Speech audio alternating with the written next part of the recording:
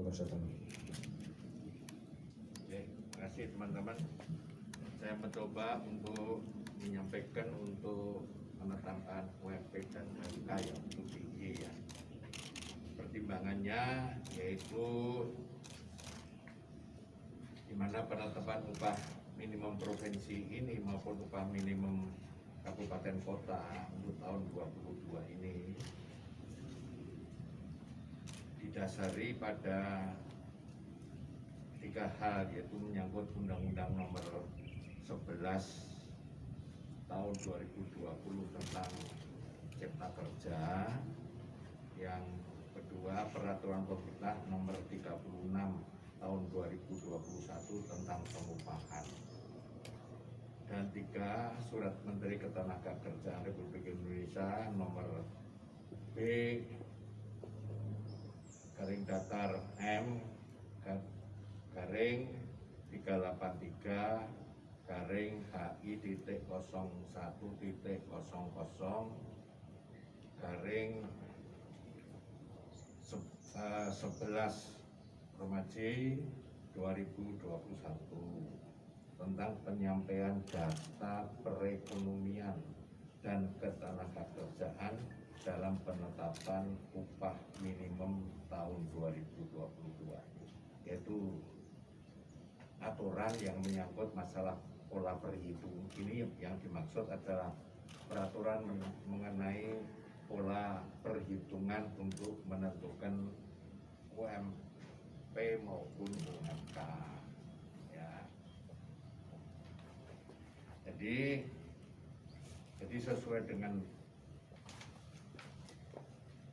Peraturan Pemerintah Nomor 36 tahun 2021 tentang pengupahan minimum provinsi dan upah minimum kabupaten kota dihitung berdasarkan formula perhitungan upah minimum menggunakan data Badan Pusat Statistik. Itu yang menyangkut masalah undang-undang maupun masalah keputusan Menteri Ketenagakerjaan tadi. Menggunakan data Badan Pusat Statistik meliputi pertumbuhan ekonomi atau inflasi, rata-rata konsumsi per kapita, banyaknya anggota rumah tangga, dan banyaknya anggota rumah tangga yang bekerja. Nah, untuk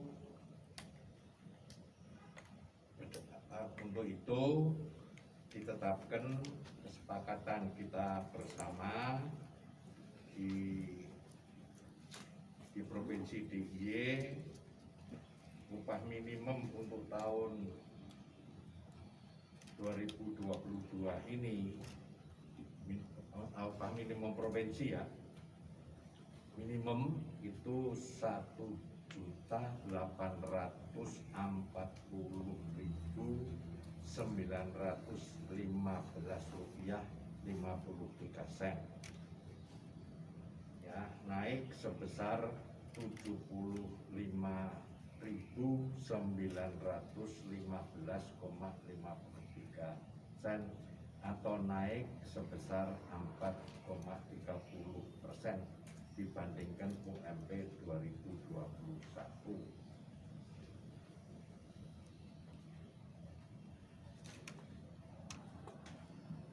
Upah minimum kabupaten kota tahun 2022 ditetapkan dengan besaran Kota Jogja UMK-nya 2.153.970 dibandingkan tahun 2021 naik 84.440 atau naik 4,08%. Kabupaten Sleman 2.100.000 rupiah ya, naik 97.500 rupiah atau persentase naik 5,12%. Kabupaten Bantul 1.916.848 rupiah, naik 74.388 persen atau 4,04%. 74.388 atau 4,04%. Kabupaten Kulon Progo 1.904.275 atau naik 99.275 rupiah atau naik 5,50%. Dan Gunung Kidul 1.900.000 rupiah atau naik 130.000 rupiah atau naik 7,34%. Saya kira itu. Jadi kembali lagi ini didasari pada aspek perhitungan inflasi, ya, pertumbuhan ekonomi daerah, inflasi, rata-rata konsumsi per kapita, banyaknya anggota rumah tangga dan banyaknya anggota rumah tangga yang bekerja.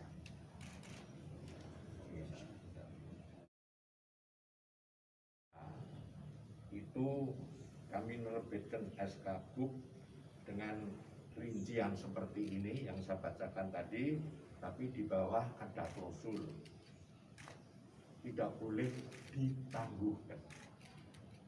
Ya kan, jadi seperti kemarin nangguhkan itu sudah tidak boleh lagi, tidak boleh menangguhkan dan tidak boleh membayar di bawah UMK. Karena nanti kalau itu dilakukan ada aturan hukumnya sendiri yang ada di perundang-undangan yang ada. Jadi klausul itu saya masukkan supaya para pengusaha paham konsekuensi kalau ditangguhkan maupun tidak dibayarkan sesuai dengan ketentuan yang ada. Oke? Ada pertanyaan teman-teman? Masa kalau ditangguhkan ada sanksi apa? Sanksi pidana? Bentuk sanksinya mas dulu. Ya biar nanti mereka melihat undang-undangnya sendiri. Memang itu tidak perlu kita masuk. Kami tidak perlu memasukkan apa yang ada. Tapi melanggar yang penting dengan begitu saya ingin mengingatkan kepada pengusaha untuk mau melihat aturan perundang-undangan yang ada, baik yang sifatnya administratif maupun menyangkut melanggar ketentuan-ketentuan yang sudah diputuskan. Karena teman-teman panasan kok cukup ya untuk berjalan ya. Pertimbangan Gunung Kidul naik paling tinggi seperti apa? Itu ya dasarnya hanya ini aja. Ya semua itu kabupaten memang memberikan laporan dan rekomendasi dari keputusan pengupahan yang ada di kabupaten kota. Tapi juga tetap kita bicaranya ini pertimbangannya ya seperti tadi ya indikator semua memang jadi pemikiran kita. Kemarin itu pun kita bicarakan, ya kan? Berarti akan paling mahal, itu loh.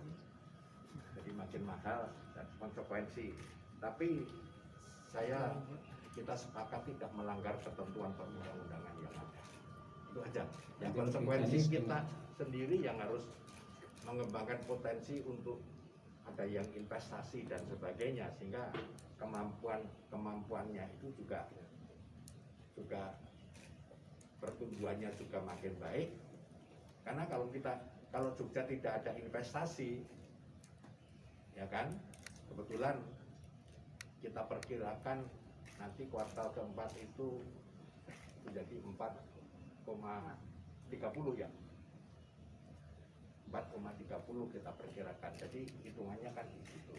Bagi mereka yang inflasinya tinggi atau pertumbuhan ekonominya rendah, ya punya konsekuensi upah minimumnya juga akan kenaikannya rendah. Kalau yang kemarin itu ketentuannya inflasi maupun pertumbuhan ekonomi itu nasional. Sekarang inflasi dan pertumbuhan ekonomi provinsi. Jadi kalau provinsi pertumbuhannya bagus, ya otomatis pengupahannya akan bagus. Tapi harapan saya dengan kondisi seperti itu, pengusahanya ada kemauan untuk membayar, punya nilai yang lebih mahal, tapi juga kami berharap para buruh meningkatkan produktivitas dan kualifikasi sebagai tenaga kerja yang lebih terampil dan lebih